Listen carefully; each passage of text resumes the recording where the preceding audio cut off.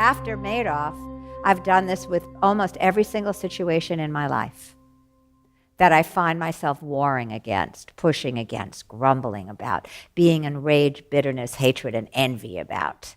I find myself in that. You know, if somebody's late, 20 minutes, and I'm sitting there at a restaurant thinking, and just grumbling, then if I take a step back for a minute, get out of my mind, I think, okay, I have a chance to sit here, breathe, look around, just be for 20 minutes. Now, that doesn't mean I'd make another appointment to have dinner again with that person if they're consistently late. That doesn't mean this doesn't mean you're going to be a sucker. This doesn't mean you don't see the situation. Like Matt and I really had to get a grip on what were we doing that was putting ourselves in these kind of situations over and over and over again. I mean, it wasn't just tra-la-la-la-la, pretty teacup, pretty tea, walking, smelling, birds, green grass. Isn't life great? That's not what that was about. That was that. But from the place where you are free from that nattering mind, you have much more objectivity. You have fearlessness. You have courage.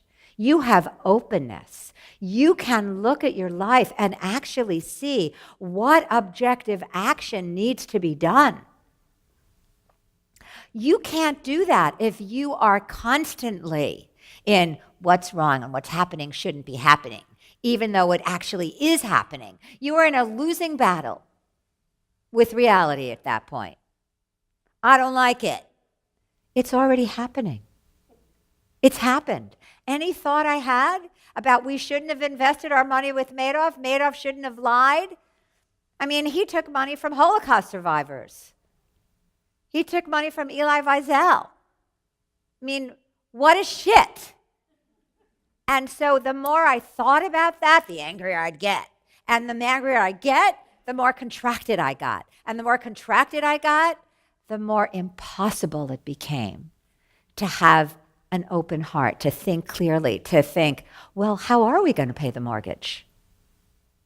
Because if I was always in what was wrong, then I couldn't come from my full embodiment, myself. That zaps your power. It's gone. Away. Forget it. Your heart's closed. Your power's gone. And everything is wrong. Because I was open, I wrote a piece for Salon.com about what Bernie Madoff couldn't steal from me. And it did so well that my agent suggested I write a book about food and money. And it was like, oh, wow, I never thought about that before. And so thus, this book came from the openness that comes from questioning what you believe shouldn't be happening that's already happened. The thing is, you're in a losing battle already. It happened. It's hopeless to go back to, I don't like it.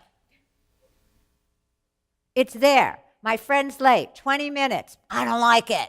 I'm just going to sit here and stew the entire time. And then the friend comes in and it's like, where the hell have you been? And I might not say it, but I'm broadcasting it everywhere. I am transmitting rage or anger or impatience instead of having spent that time breathing, sensing, maybe pulling out my phone, reading some good news instead of some horrible news. Writing, could take out a piece of paper and a pen if I had one, or else I could just take out my phone and do notes and just start working on a new writing piece about how I'm not going to be that person's friend anymore. No, not that. I'm sorry. I shouldn't have said that. That was coming from the rage, hatred, bitterness, and envy part. You know, that was coming from that. But on the other hand, the objective thing there is, as I said before, if this friend is consistently late, right, I'm not going to keep making dates with them. And there's nothing wrong with that. There's just, we'll see each other when we see each other, but I'd rather not. And that's a firm, powerful, not blaming, no. I'm not going to do this again to myself. I don't want to. I've enjoyed these 20 minutes, and I've loved our time together, but this has happened 2 other times, and so let's not do this anymore. Let's find another way to be. Call me when you're going out and you're already somewhere, and maybe I can come and meet you. You don't become a sucker for abuse. You become grounded in your power.